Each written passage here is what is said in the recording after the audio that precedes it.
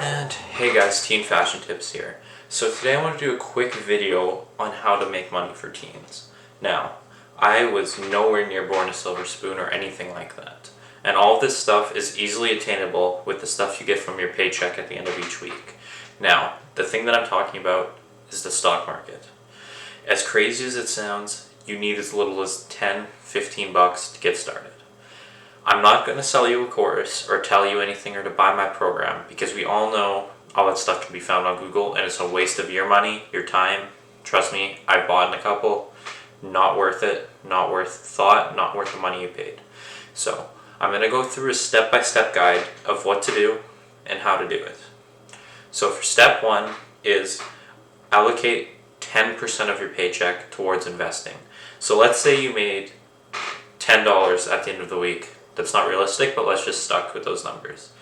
That 10% is $1. Now, you're going to put that dollar away and you're going to put it into an investing account. Now, depending where you're from, this could be a Roth IRA, 401k, or a TFSA. Depending what country you're from, you would check your local bank and ask them what they have there. This is to avoid stuff as short-term capital gains tax, which is basically if you make money, they'll take almost 50% of it, which nobody wants. So this is why you use that account. Now, once you save that dollar, you will use an app or your local bank. It depends again where you're from. And what you do is once you open that TFSA, it acts like a bank account for you. That bank account allows you to buy and sell stocks. So for example, if I had $1 and let's say Apple is worth $1, I could buy one share of Apple. That one share of Apple could go up to $1.20 or it could go to nothing. Now, Apple is a well-known company that is always inventing new products, so more than likely it's going to go up.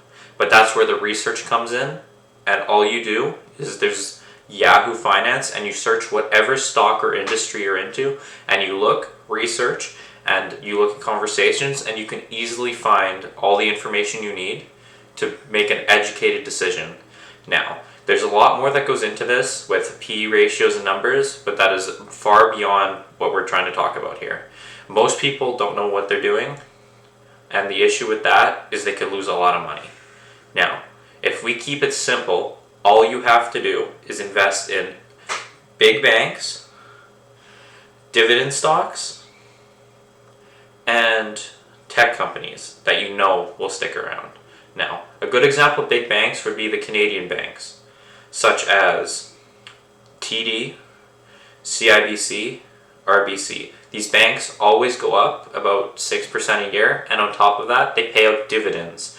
Dividends are what you get paid to own the stock. So for example, say if there's a 2% dividend on a $10 stock, you will get that $2 throughout the year because you own the stock. So let's say for your first month, you deposit 10 bucks in a stock that pays a 2% dividend. So even if the stock stays nowhere, you still will get that $2 at the end. If it just stayed at $10 and stayed put, you would still get that $2. Now, compare that to it sitting in your bank account. Let's say inflation rate is 2% each year. Now that 2% will devalue the money sitting in your bank account. So that $10 is worth $10 this year. With inflation of 2%, that $10 is worth now $8. But if you invest, you will get a 7% return, say, if you're a good investor, or we'll even go 5%. Now, instead of that $10 now being worth $8, you've made that $10 into $15 or $13 depending on inflation at that time. So instead of you paying for stuff and just letting your money sit in your bank account after your hard work, you can make your money work for you. And this isn't a program or one of those things that I'm going to sell you something. I legitimately mean all you have to do is do your research on the internet and invest in stuff that you know will always stay. A good example of this is Coca-Cola, Apple. Those two will always be around. Everybody has an iPhone and everybody drinks Coke.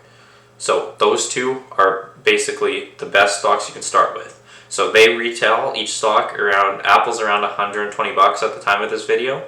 So the point is you want to watch what you buy and you want to research it first.